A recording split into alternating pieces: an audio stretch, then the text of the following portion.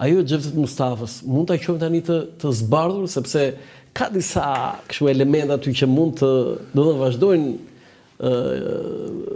të ketë variante dhe versione të ndryshme. Për çfarë për shembull? Për shembull, zoti Lima i tha që është bërë një skem kundër Kadrias Biut nga ekurani i saj, ministri i brendshëm i asaj kohe, dhe gjithçka ishte e habitshme sepse nuk ka të hedhur nga i shërbimi huaj njëri që të kalonte me tren do vinte, atë tha saktë ai. Me tren ai tha do vinte të vriste në Roxhën tha. Ai që vjen për të vrarë në Roxhën nuk vinte me tren tha. Kush ka ardhur me tren, fal?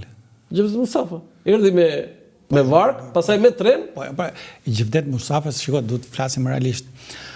Xhevdet Mustafa ishte një antikomunist i bindur që donte të luftonte për përmbysjen e regjimit në Shqipëri.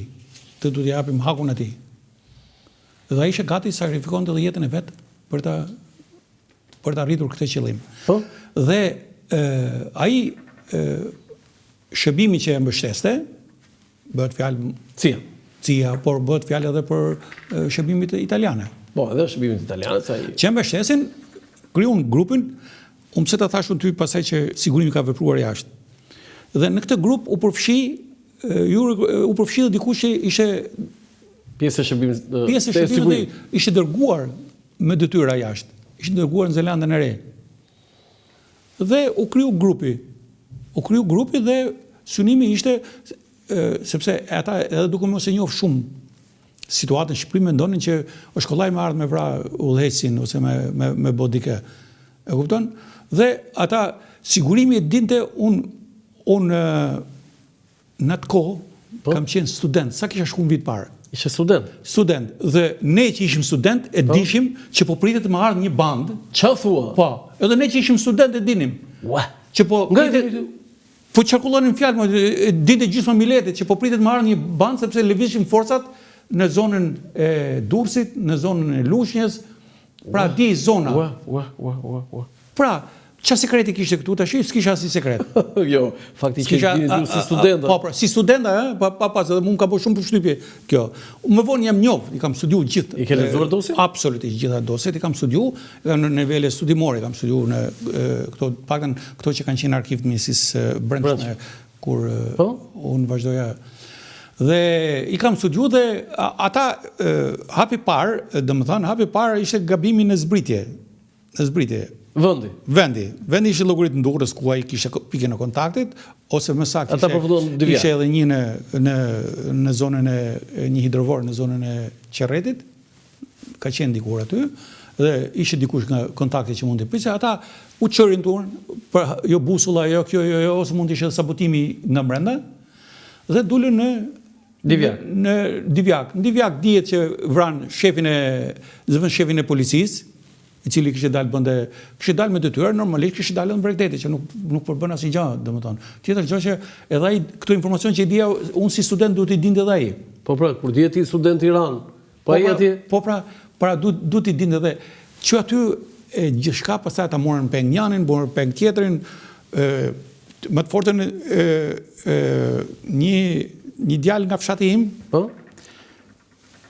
Alemet Kollosi, ai Munc martohej atë dite. Atë dite. Pse ditë diel ishte? Po siç duket, ditë diel duhet të qenë. Ditë diel duhet të qenë dhe merrte nusën nga ajo zonë atje. Dhe Xhevdeti kishte marrë peng një atë policin që e mori me vete etj dhe kur arriti që do dilën rrugë i doli këtij përpara me taksi. Taksin me nuse. Po ky djalë shumë i fuqishëm dhe edhe doli edhe siç ma shpjegon vet ky. Ka treguar ty? Po. Siç më thot, ky thot që e bllokoi taksin dhe tha më duhet taksia, jam oficer sigurimit sepse kanë vrarë Enver Hoxhën. Edhe tha në shtangëm tha mori taksinë ai iku. Unë me nusën ngelan kam. Ua, sa e bukur kjo. Paktën po fatmirësisht ai nuk rezistoi. Nuk bëri, po pse ç'e mund do thë? Mund ta kisha vrarë në vend. E kisha vrarë? Absolutisht po. Absolutisht po, mund ta kisha vrarë në vend. Atë edhe nusën ndoshta. Po nëse mbase me gratë smere, mbase po të paktën këtë që rezistoi edhe mund ta kishte vrarë. Sigurisht që 2 metra djalë. Ky do të thonë nuk bëri as rezistent. Nuk i bëri sepse i tha që Po nuk se ishte me vello aty. Po patjetër më taksia. Kishte marrë taksin. Po taksin më mori taksin e këtyre. Wow. E kupton. Pastaj ata i ditë, pastaj u organizu, shkoi uli, shkoi në mbeti ka ajo shtëpia, mënyrë se si organizuat atje, rrethimi etj, shkoi Blindi që do ta shunte me gjithë shtëpi. Pra u dogj ajo filmi aty dhe ai që ai eksponenti që ishi infiltruar, ai doli dëshmitar dhe mund të jetë edhe kjo, domethënë u përdor edhe si dëshmitar sepse siç thanë ata në atë kohë, unë këto nuk i kam të lexuar, po siç thanë që ai kërkoi të dorëzojë, kërkoi takim me Kadrias Biun, kështu fol, domethënë, nuk e di, unë paktën ato që i di, ato që them, po them kështu, dhe u akuzu pastaj, dhe u lirua dhe iku në punën e vet, pastaj masi marroi gjykimi, iku. Okej, do kemi ndërprerje publicitare, kthehemi sërish për çështjen e UÇK-s në krerët e saj janë në Hag. Publicitet. Për herë të parë në Shqipëri dhe Evropë, përmes aplikacionit i reja, zhvilluar nga Akinvest, mund të dërgoni para me MoneyGram në të gjithë botën, direkt në telefoni juaj. Dhe kjo do të kushtojë sa gjysmën e komisionit që do të paguanit nëse ju do të shkonit në çdo sportel. Mjafton të shkarkoni aplikacionin e reja për Android dhe iPhone, të regjistroheni si klient dhe menjëherë do të dërgoni para në të gjithë botën, me MoneyGram vetëm me gjysmën e komisionit. Bëj zgjedhjen e zgjuar, dërgo para me MoneyGram në aplikacionin e reja. Faleminderit, kthehemi në studio. Faleminderit edhe një herë Institucioni Monetar MoneyGram Akinvest që mbështet emisionin e kalon këtu në Dritare TV me sloganin transfero shpejt, gjithmonë më shpejt kudo dhe kurdo. Zoti Shala, unë nuk kënaqem shumë me këto shpjegime dhe këto histori që janë pjesë e studimeve të tua. Por kemi një çështje tani kombëtare që është shumë e diskutueshme. Krerët më të rëndësishëm, më të lartë ushtrisë qëllimtare të Kosovës ndodhen në Hag. Është gjyqi më i pakuptimt dhe është një njollë e zezë edhe në historinë e Hagës dhe të historisë së drejtësisë ndërkombëtare. Unë e them shpesh që vetëm për 6 milion të vrarë nga nazizmi, që hebrej, dhe për 50 milionë të vrarë në të gjithë botën nga nazizmi, që shkaktoi luftën e dytë botërore, kishim vetëm 12 eksponent të nazist në gjyqin e Nurembergut. Populli kosovar që mbrojti trojt e veta nga ai genocid, ka atje 4-5, sepse ka qenë edhe një person përpara, krerët më të lartë të UÇK-s. Ndjekim foton e parë dhe dua një koment. Ja, kemi 4 drejtuesit e lartë të UÇK-s që më pas i qenë dhe politikanët e lartë, zoti Thaçi ka qenë president, kryeminist president, por edhe 3 funksionarët e tjerë, kryetari i kuvendit. Tani si ka mundësi, çfarë ndodh? Ju e përmendën pak që edhe institucionet e Organizatës së Kombeve Bashkuara kanë filluar të çdojnë, kanë ato problemet e tyre. Si ka mundësi që këta që mbrojtën popullin janë sot atje dhe ata që e bën ata nga mënyra se si u fillua dhe se si përfundoi është një tragjedi e vërtet. Gjykata e Hagës, ka quhet gjykata e Hagës ose gjykata e Kosovës? Është gjykata e Kosovës. Është në rasti gjykata e Kosovës? Po, është ngrit me ligj nga Parlamenti i Kosovës. Në Parlamentit. Është gjykata e Kosovës, por gjykon në Hagë. Për vendodhje. Gjykimi atje janë ndërkombëtar, nuk janë kosovar. Është gjykata që vepron në bazë legjislacionit të Kosovës. Po. Dhe ka personel ndërkombëtar. Dhe kjo është e keqja pastaj. Çfarë ndodhi? Është rasti në të drejtën ndërkombëtare, po. Është rasti i vetëm, nuk ka rast të dytë kur një gjykat ngrihet nga një shtet dhe operon një shtet tjetër.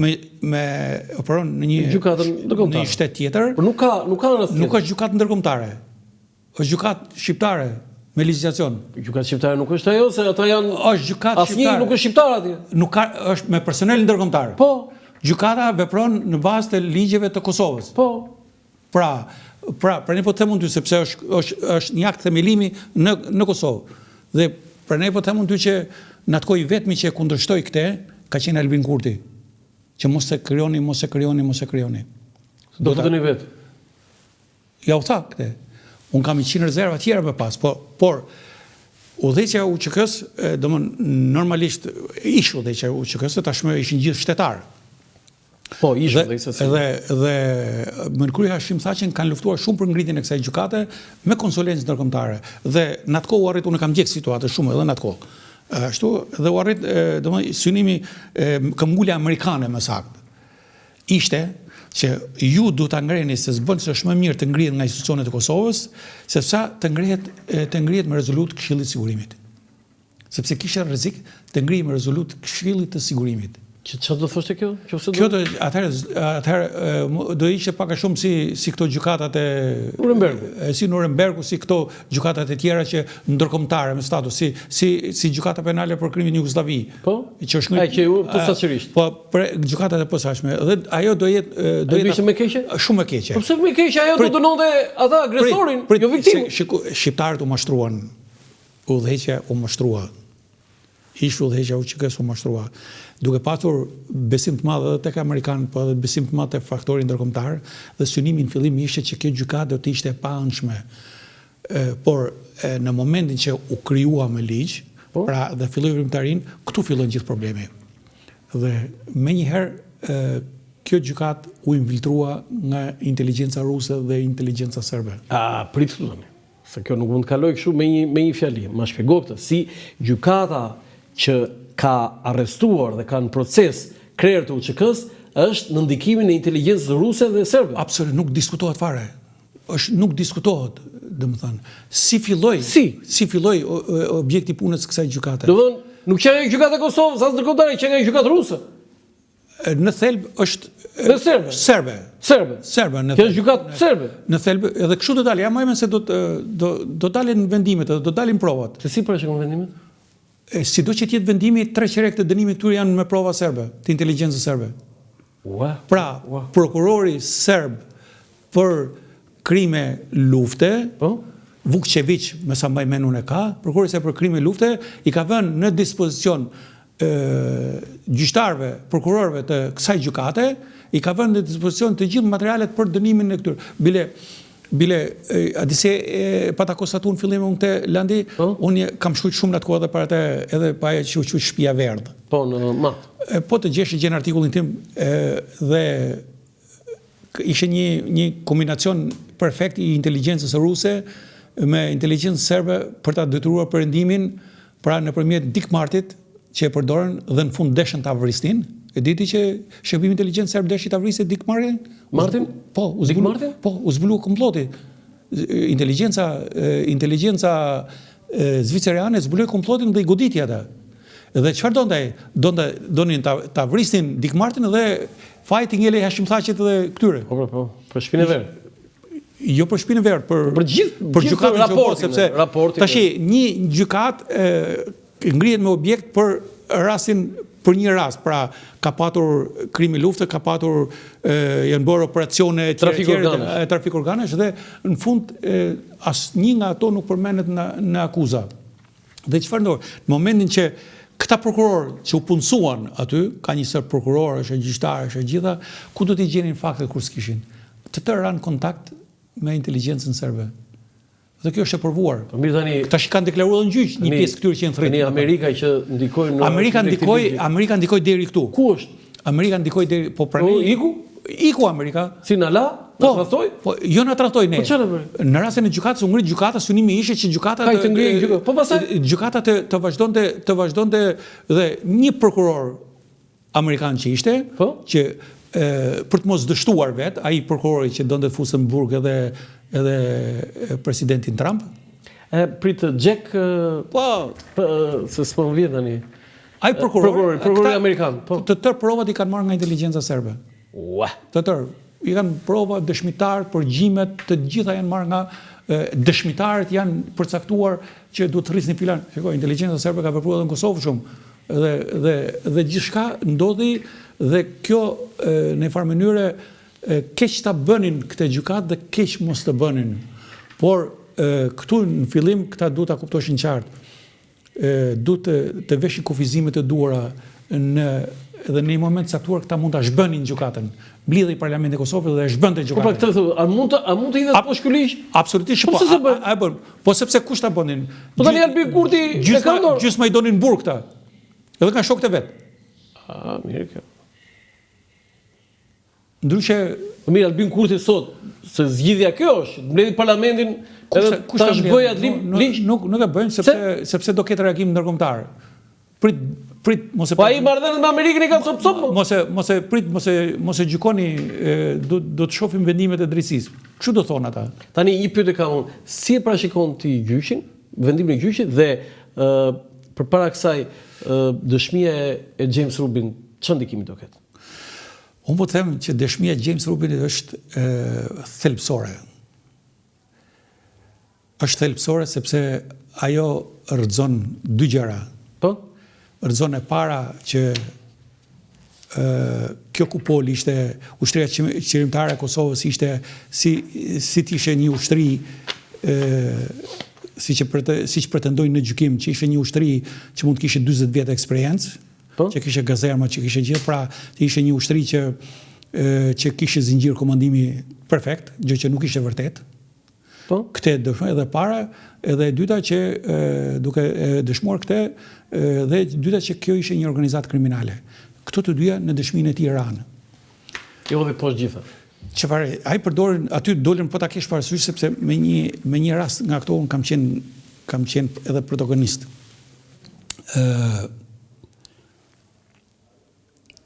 Ai tha që CIA në atë kohë mori detyrë që duhet verifikonte që kjo UÇK-ja, sepse e diti që Shtetet Bashkuara ta marrin në fillim UÇK-n terrorist, sepse Serbia pa të punu shumë. Serbia punojnë ata, nuk lodhen. Ata punojnë pa pushim. Ne merrem me njëri tjetrin. Dhe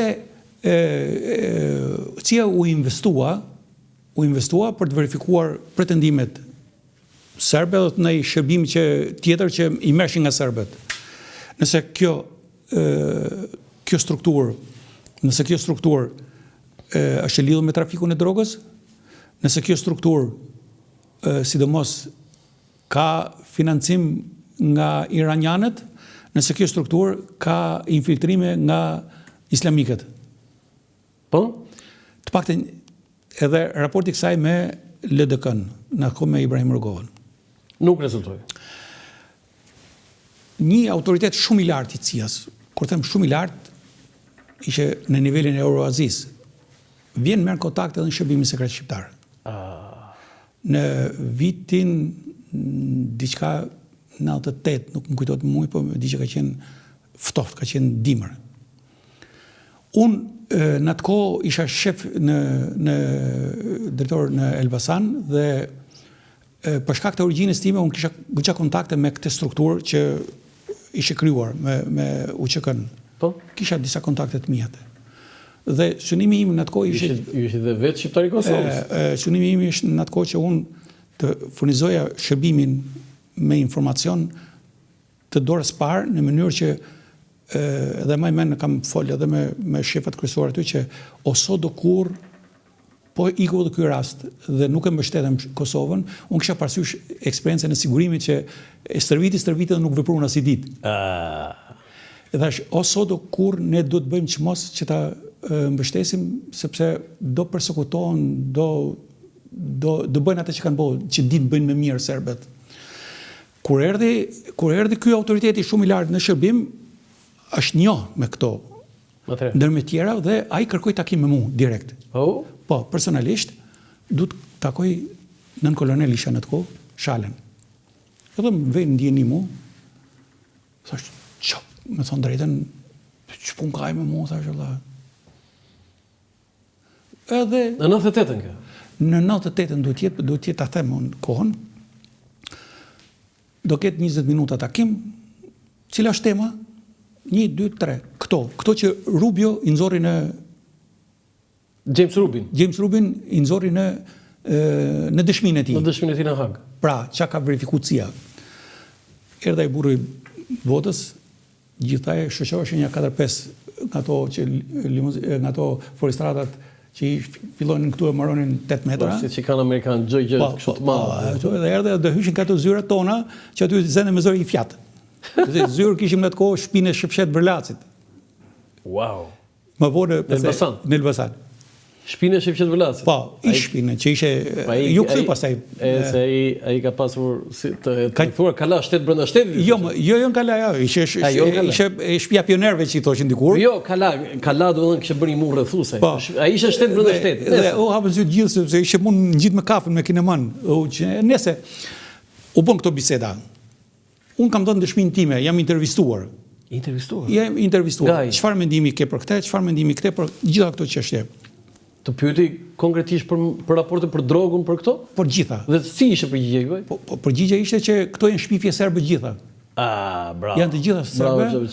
Dhe ku erdhi puna për infiltrimet edhe nga islamike dhe nga këto, kjo i intereson atyre. Bile më meni kam thënë një shprehje kështu. Nëse ju nuk do ta mbështetni edhe këtë herë, nuk është ne çudi që të vinë edhe islamikët ta mbështesin. Me të thënë drejtën, dësha më fut pak frikën. Dhe këtë shprehje kam përdor. Nuk po them tjetër se vum edhe një bast me atë bile. Edhe unë fola. Kush e fitoi? Basti kush e fitoi? Asjani. Asjani. Dhe unë do në një farë mënyre ke dhënë ti dëshmi për CIA. I thash, po CIA po aty ishin gjithë shërbimi, elita ishin disa profesues të shërbimit sekret shqiptar. Ishin zyrtare, se unë jo me CIA, po mas mën s'marr kontakt nëse nuk më lejon pozicioni zyrtar. Patjetër. Ashtu, dhe aty unë thash, do flas për gjë, thash unë, do flas unë jam vetëm origjinë kosovar tash dhe unë do flas si kosovar tash, nuk do flas më si shef i shërbimit, me çliruj çik edhe këta nga kjo ndjenja edhe ata një skuqe, një zverdhe, hyna drejt, bam. Dhe kam përdor një shprehje e tillë, Landi se përdor për herë të parë. I thash se tha, po ja, tha ne në fund. Ja ne do t'i shohim këto gjëra, po nuk është se kemi në dorë ne. Ju si keni në dorë, ju kur doni për 24 orë zoni qeveri, kam thonë, shprehimi është kështu. Ai u çun kam pastaj ka bëj kështu dhe tha çka djali sinqert. Atëherë u shkriva dhe dhe këto më pas çanolli pas nuk e di sa ka zgjat. Duket ata i kopsitën, unë mund të isha njëri nga intervistuar, mund të ishin, nuk e di sa, po unë pak të isha nga kryesorët që kisha informuar shërbimin tonë që shikon ne duhet të merremi me këtë çështje dhe linjat funksionojnë kështu, sepse nuk e dishin sakt mënyrën, sepse shumë hiqeshin shumë çka. Po bëjmë pyetje, nëse të thrasit ty si dëshmitar në Hag, do të dëshmoje? Çfarë do dëshmoje? Patjetër do të dëshmoje. Unë kam shumë për të dëshmuar, po vëmëtaria në atë kohë jo të gjitha se mund të kthesh edhe i akuzuar, jo vetëm dëshmim. E kupton? Fesh akuzuar. Ne kemi akuzuar ti për mbrojtur popullin e Kosovës. Ne pikërisht. Ti ishe i Kosovës. Unë kam thënë që do mbroj fisin tim, mbroj familjen time, mbroj gjitha. Ti do doje të dëshmoje? Ti thoshe këto të gjitha? Absolutisht që po të mi kërkoshin do t'i thoja. Se Fatos Klosi do jetë dëshmitari, i avokat, po do jetë dëshmitar. Po normal, edhe nuk është ne çudi që Fatos Klosi ta dëshmojë këtë, që po jo, ka thënë vetë edhe këtu në këtë studio, në këtë e ka thënë që do në këtë televizion e ka thënë. Din edhe shumë se sigurisht ka ishte shërbim. Po jo, po flas që dhe si rrollën ngjarjet Amerika përfundimisht krijoi idenë e saktë çfarë ashtu që këja. Dhe nuk ka zgjatur, nuk e di sa kohë ka zgjatur, por u bë një takim një nga ato në kohë që u quajt Richard Holbrooke, po. Ai që shkoi atje. Vajti në Lunik. Po. Dhe bëri një takim. Aty pas u përmbys. Kaq ishte filmi. Kaq ishte. Foto tjetër? Nëna është im thachit, shikoj se ç'a bluzë e bukur. Gjithë krerët e UÇK-s që janë Hag. Ç'a simbolike. Po, kjo vujtin në kohë të luftës edhe po vunë edhe në kohë të demokracisë, domethënë. Dhe kjo është vujtja më e madhe është tash, jo atëherë. Se atëherë kjo ka qenë e qartë se çfarë rrugë ka filluar Hashimi, por që mund të jepte edhe jetën, po të bësh gjithë ato sakrifica dhe në fund të përfundosh si i akuzuar, kjo është pastaj më bën përshtypje edhe Shqiponja, po thuaj se gjysmë e Shqiponjës është koka e Skënderbeu. Po, është tjetër kompozim. Tani, kjo është faqja e parë e gazetës Koha Jon, 25 mars, 24 mars ishte sulmi i NATO-s mbi Serbinë. 100 raketa mbi Serbinë. Po, atëherë që ne habitshëm, domethënë më men atë në shërbim, nuk bën një mbledhje urgjente, do filloj sulmi sonte kështu. E dilin përpara ju apo? Po, na u tha. Përpara. Na u tha që. Çfarë datë? Na u tha që do filloj sulmi mbi Serbinë. Po jo, sa ditë para kanë fjalë. Po, nuk diskutojmë, diskutojmë me orë. Ose me minuta. Nuk diskutohet sepse edhe ne do. Po këta ndjenim ne me orë ne gazetarët dinim. Jo, nuk kam pse, unë po them çfarë di në të vërtetë. Zyrtare. Dhe unë atko rria në Elbasan dhe çdo natë në darkë ne shifshim nga balkoni avionet që kalonin. Avionet ishin nga Italia? Nga Italia ose këtej nga Kreta, nga diku këtej, po avionet bombardues, kupton, avionet bombardues. Çdo natë ishte ora se bombardimet kanë vazhduar 78 ditë. 78 ditë, po. 78 ditë. Dhe çdo darkë dhe vetëm natën. Dhe vetëm natën dhe rezultatet ishin ato që ishin, që e detyruan atë të gjynjëzojë. Ke shkrim. Mosh, shiko, ata e shtrin, po edhe ata ishin përgatitur për atë ditë. Dhe ishin përgatitur atë? Ishin përgatitur dhe ata nuk i tremi, domethënë, bombardimi luajti rol të rëndësishëm. Është ajo që quhet goditja e qendrës së rëndesës këtyre objektet kryesore, vendimarrëse e tjera, televizionit. Se televizion shtetëror. Po, edhe në Kosovë, edhe në Beograd. Dhe ajo luajti ideja pastaj, sepse shtatet askush se kishte llogaritë që mund të vazhdonin në fushatë 78 ditë. Po, e gjatë. Shumë e gjatë është. Dhe u hodhën në tavolinë planet për ndërhyrje toksore. Në fakt një vend quhet i çliruar ose i pushtuar kur hyn këmbë ushtarë. Vetëm me bombardime, kaq. Dhe kjo, dhe mbasi ata u bindën që do të shkojë këtu dhe që edhe një presion pastaj që i lanë në baltë edhe rusët, i thanë fund që ne dhe këtu e patëm. Dhe Rusia ishte cëpcëm. Po, ishte edhe aty desh të pushtoj aeroportin e Prishtinës. Me atë gjendje? Në atë gjendje. Foto tjetër? Dhe më është dash mu për ta vazhduar, unë në atë kohë erdha nga drejtori i shërbimit informativ të Elbasanit, erdha drejtori i policisë kriminale në qershor. Dhe pas jo më shumë se sa një 2-3 javë, Kosova ishte çliruar, unë kisha ëndër të shkoja një herë në Kosovë. Ku shkove? Dhe unë vajtën e parë në Kosovë kam bërë si autoritet zyrtar. Dhe më thanë, unë si drejtori i policisë kriminale, mora gjithë shefat e sektorëve, që kishim rreth 7-8 shefa sektorësh, një ekip i madh e do të bashkëpunonin me ata për luftën kundër krimit. Dhe kur kemi shkuar atje, do të ketë qenë nga Korriku ose nga Gushti. 99 gjithmonë. 99. Do të thoni bie pak pas çlirimit, qershor, 10 qershor u çliruar. Po, nga 25 qershor kanë filluar drejtor krimesh dhe ka qenë ose në Korriku ose në Gusht.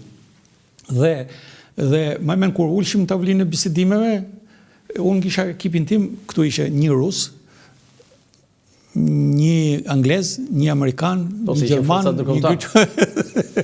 Rusët pastaj e panë shpanë mas disa muajsh, sepse është investimi i madh, sepse secili vend duhet ta mante me buxhetin e vet ushtrin që kishte atje.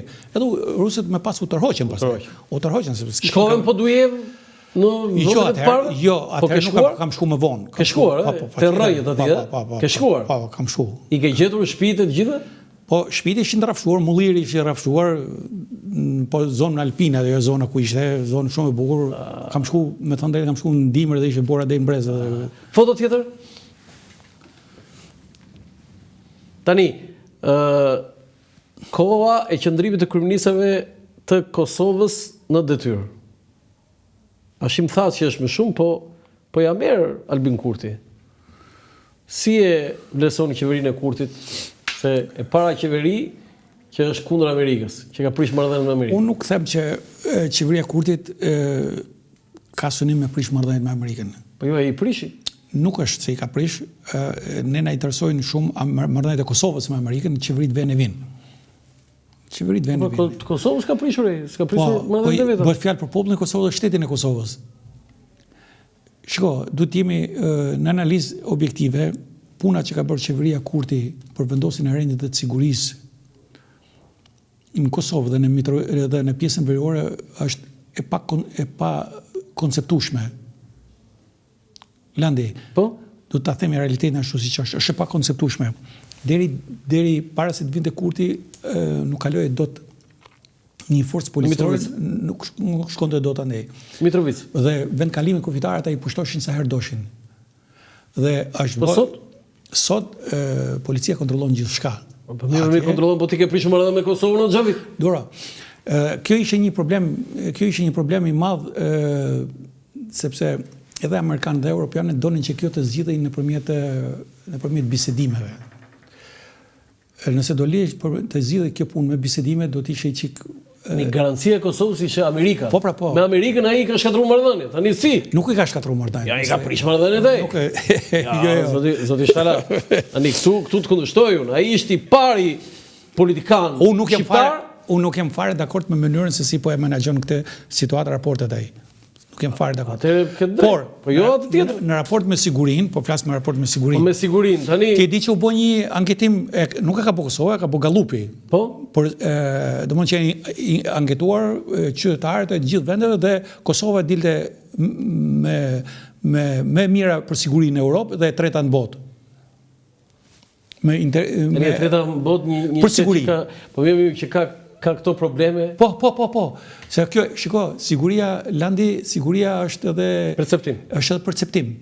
E kupton, e percepton kështu dhe qytetarët atje perceptojnë veten sigurt. Okej, foto tjetër. Ismail Kadare, UÇK-ja është dalëzotse e kombit. UÇK-ja u shfaq si shpëtimtare e kombit shqiptar. Me rolin e saj kolosal historik, UÇK-ja bën pjesë në historinë morale të kombit shqiptar. Thënie lapidar. E pa diskutueshme. Kosova, UÇK-ja, pa UÇK-n Kosova do nuk do ishte kjo që është.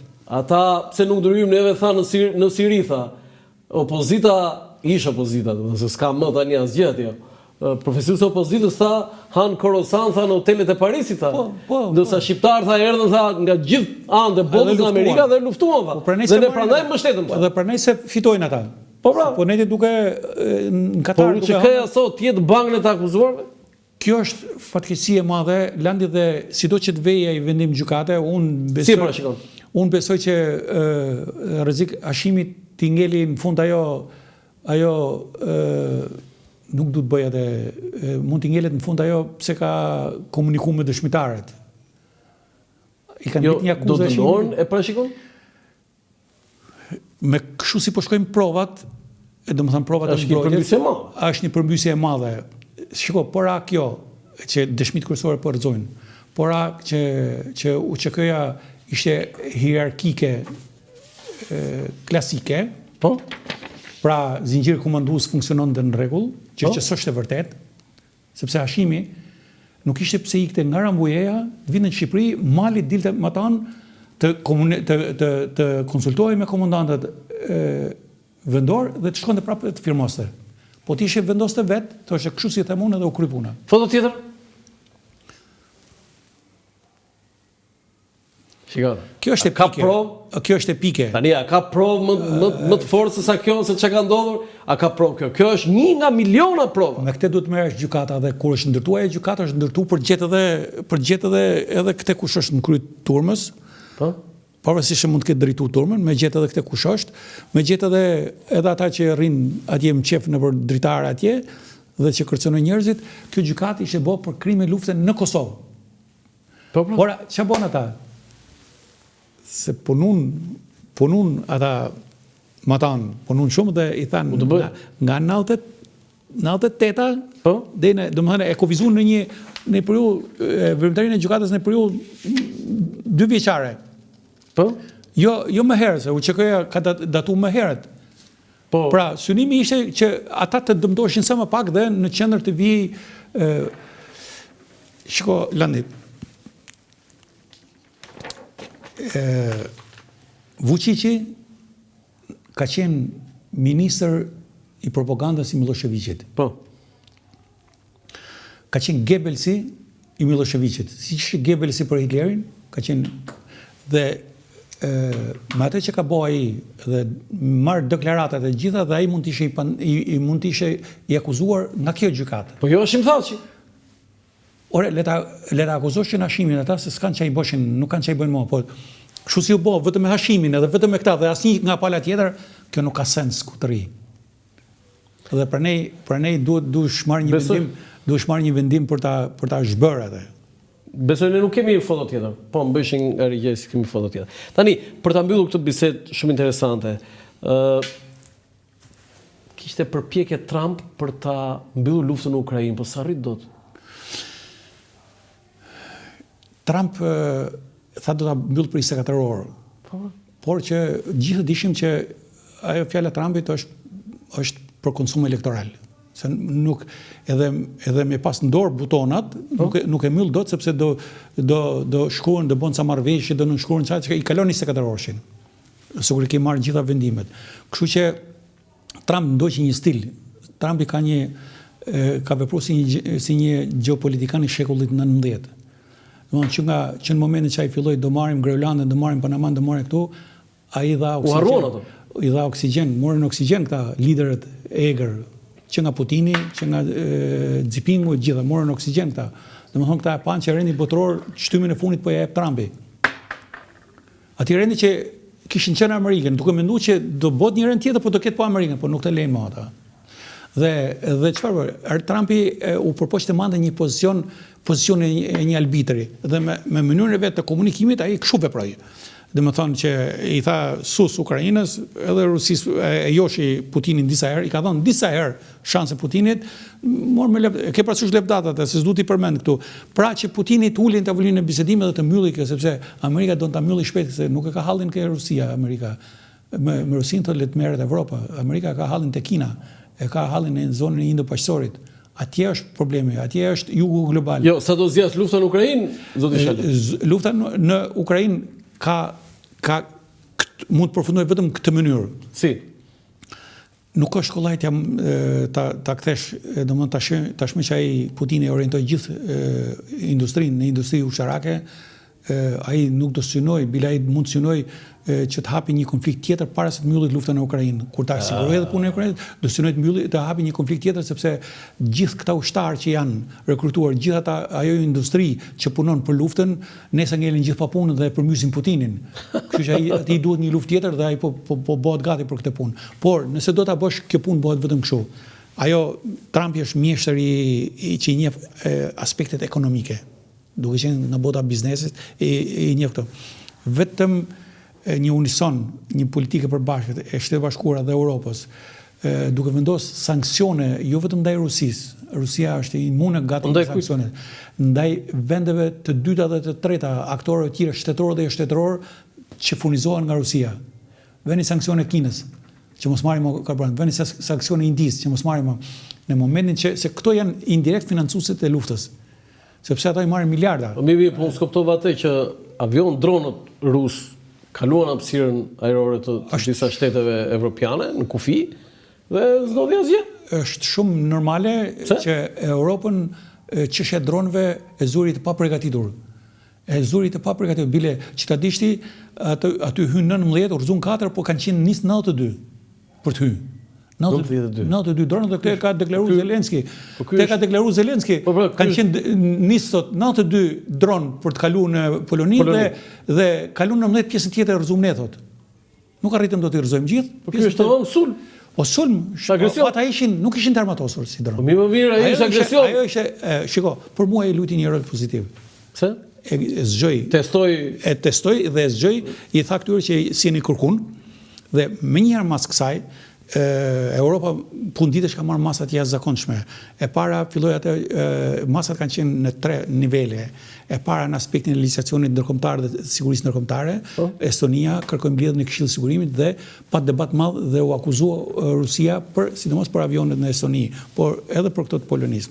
E dyta ishte në kuadrin e mbrojtjes kolektive, pra u kërkua mbledhja e aleancës për konsultim bazuar në nenin 4 të asaj, dhe aty ju bë qartë Rusisë që përveç nenit 4, nëse përsërisin duhet të aktivizojnë nenin 5, që neni 5 është gjithë blok kundër asaj. Dhe e treta që është nga më kryesorët, filloi operacioni Roja Lindore. Operacioni në thelb Roja Lindore është modeli një operacioni që këta patën bo më përpara me rojën e Balltikut, kur po ta kish parasysh kur anijet gërmuan të thynë ose këputën infrastrukturën kritike, ato kablot e komunikimit e gjithë. Dhe në atë kohë u kryun këto shërbime me dron, me anije, me nëndece që patrullojnë dhe nuk ndodhi më. Këtë tashmë synimi është për krijimin e një atij që quhet mur dronesh. Çfarë do të thotë mur dronesh? Do të thotë që jo mur, nuk është koncepti, është koncepti është me masa. Pra, ti të kesh radaret të fuqishëm, të kesh interceptimin, të kesh identifikimin, të kesh gjithë edhe të kesh edhe para se të vinë tek ty. Para se të vinë. Dhe ky mur dronesh, pra këto masa do të fillojnë nga deti i veriut dhe deri në disi duket që ne si Shqipëri domethënë jemi out fare. Kur ndodhi kjo me Poloninë, imagjino çfarë mund të bëj këtu. Se edhe Polonia vendi antar i NATO-s. Po, Polonia, shiko Landi, a di ku çuj defektin më të madh kryeror unë? Se ka 30 milion banor Polonia, nuk është. Defekti më i madh është kjo. Inteligjenca ukrainase janë mjeshtra, me thënë drejtën. Dhe ata që bon, ke parasysh para disa muajsh, para 2-3 muajsh, ata bën ata invazionin me dron të armatosur kundër avionëve strategjik nëpërmjet spionazhit në Rusi. Dhe ata futën arritën ti pozicionojnë dronat atje ku duan dhe godin. Që në atë kohë NATO-ja duhet të kishte ngrit alarmin. Çdo aeroport duhet fillonte një krehje territori herë, sepse këtë metodë nga dulen dronët në Danimark. Nuk erdhën nga kufiri, janë ngrit brenda. Pra këtë stil, këtë modus operandi, e kanë përdorur rusët për t'i tregu këtyre, ose proxyt e rusëve, për t'i tregu këtyre që shikoni ne ja u bëjmë, sepse ata dronet ecin me drita natën, pra për t'u identifikuar, domethënë nëse duam t'ju bëjmë dëm, ju bëjmë. Pra, du ta kishin bo, po megjithatë landi më mirë vonë se sa fare. Okej. Inshallah, nuk mbaron intervista, do të ftoj përsëri unë, do të ftoj. Kismet. Jo, do më japësh fjalën mua se ishte me vërtet shumë interesante. Të falenderoj shumë për këtë bisedë shumë dimensionale, në fakt, shumë dimensionale. Faleminderit. Të nderuar teleshikues, ky është emisioni i sot nga Ora Lançafoku, mirupafshim.